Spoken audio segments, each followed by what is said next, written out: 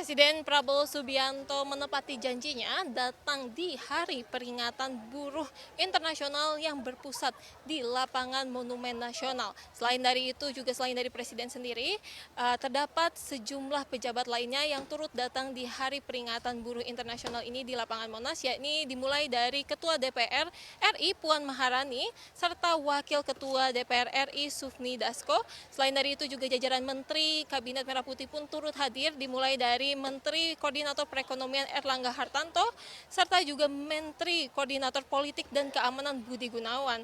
Selain dari Menteri dan juga DPR sendiri, Panglima dan juga Kapolri juga turut hadir di lapangan Monumen Nasional ini.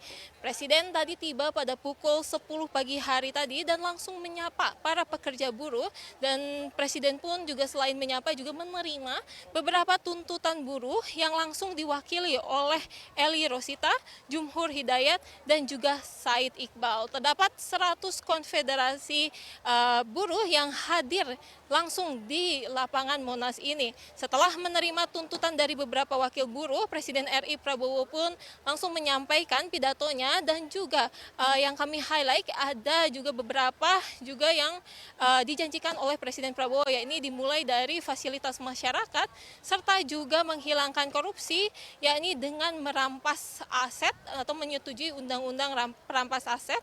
Selain dari itu juga Presiden Prabowo Subianto juga menjanji akan membentuk satuan tugas PHK, yakni juga memang yang sebelumnya juga adalah salah satu tuntutan yang dituntut pada Hari Buruh Internasional ini. Selain dari itu juga Presiden Prabowo Subianto juga akan menjanjikan akan membentuk Dewan Kesejahteraan Nasional yang terdiri dari para tokoh-tokoh buruh Indonesia, dan tugasnya akan menyampaikan dan memberi masukan terhadap Presiden akan mana undang-undang yang buruh yang perlu direvisi ataupun ditambahkan.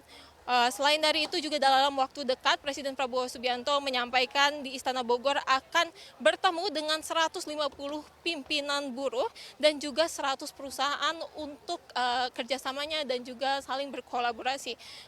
Selain dari itu juga Prabowo meninggalkan lokasi tadi pada pukul 11:17 siang hari tadi, sementara buruh masih berada di tempat dan tentunya tadi langsung dilanjut oleh konser wali. Dan berikut pernyataan lebih lanjut dari Presiden Prabowo Subianto. Saudara-saudara sekalian, saya ingin memberi hadiah kepada kaum buruh pada hari ini. Saya akan membentuk segera Dewan Kesejahteraan Buruh Nasional yang akan terdiri dari semua tokoh-tokoh pimpinan buruh seluruh Indonesia. Dan mereka tugasnya adalah mempelajari keadaan buruh dan memberi nasihat kepada Presiden mana undang-undang yang nggak beres, yang nggak melindungi buruh. Mana regulasi yang nggak benar, mereka memberi masukan ke saya dan segera akan kita perbaiki, saudara-saudara sekalian.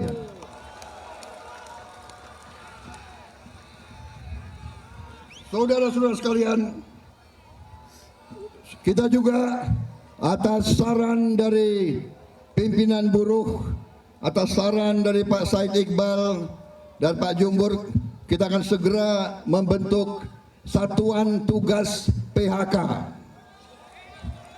Kita tidak akan membiarkan rakyat kita tidak akan biarkan pekerja-pekerja di PHK-kan seenaknya.